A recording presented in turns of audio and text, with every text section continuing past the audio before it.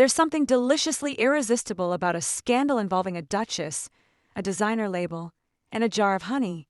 Meghan Markle's latest business venture, which was supposed to usher in a new era of wellness, has instead landed her smack in the middle of what social media is already calling the Great Honey Heist.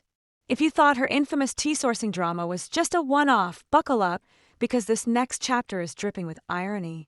It all began innocently enough. Meghan announced her new lifestyle brand, American Riviera Orchard, complete with a rollout of honey, baking mixes, and other gourmet goodies. The rollout was classic Meghan: glossy photos, handwritten labels, and the promise of authentic, homegrown luxury. But the internet, ever vigilant, quickly noticed something odd about her supposedly artisanal products. One sharp-eyed user on X, formerly Twitter, pointed out that Meghan's orange blossom honey looked suspiciously familiar. A little digging revealed that the honey was sourced from the Savannah Bee Company, the same supplier behind the Bridgerton-branded honey sold at Sonoma. Yes, that Sonoma, the high-end kitchen retailer famous for putting a $40 price tag on a spatula. Essentially, Meghan's exclusive honey is the exact same product already being sold to fans of Netflix's Regency drama. The only real difference: her label has a little more calligraphy and a lot more royal flair. If this sounds familiar, it's because it is. Not long ago, Meghan's handmade tea blends were traced back to another supplier, one that just happened to also provide merchandise for Bridgerton. Instead of crafting unique recipes or partnering with small local artisans, Meghan's team appears to be slapping her signature on mass-market products and reselling them at a markup. No backyard hives, no royal bees, no secret family recipe, just a rebrand and a slick Instagram story. The sense of déjà vu is hard to ignore. On her Netflix cooking segment, Meghan was spotted pouring store-bought pretzels into a plain bag, sticking on a label and calling it a day.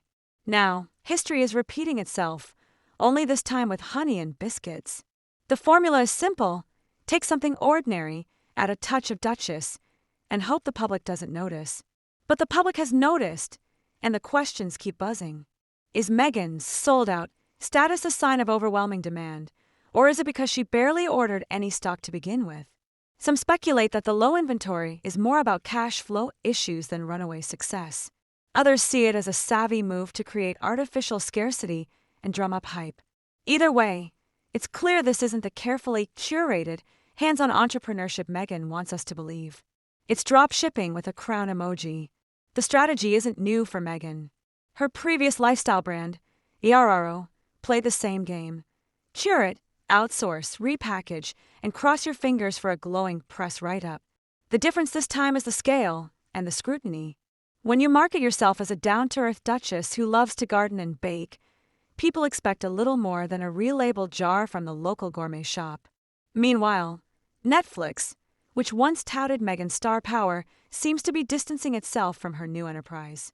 After all, when your streaming giant is already pushing Bridgerton honey, the last thing you want is for your other star to be selling the same thing under a different name. The overlap is hard to ignore, and it leaves Meghan's brand looking less like a visionary startup and more like a copy-paste side hustle. So what's really going on behind the kitchen doors at American Riviera Orchard? Is Meghan a misunderstood mogul trying to make her mark, or is she simply banking on her royal title to move merch? With every new reveal, it seems less about passion and more about optics. Handwritten labels, curated Instagram posts, and team meetings about flower motifs. There's plenty of branding, but little substance. Maybe Meghan's endgame isn't to become the next Martha Stewart or Joanna Gaines. Maybe she's just hoping for the right investor to buy her out and let her retire to her garden, teacup in hand. One thing is certain: the honey may be sweet, but the branding is leaving a sour taste. And as long as people keep peeling back the labels, this royal saga is far from over.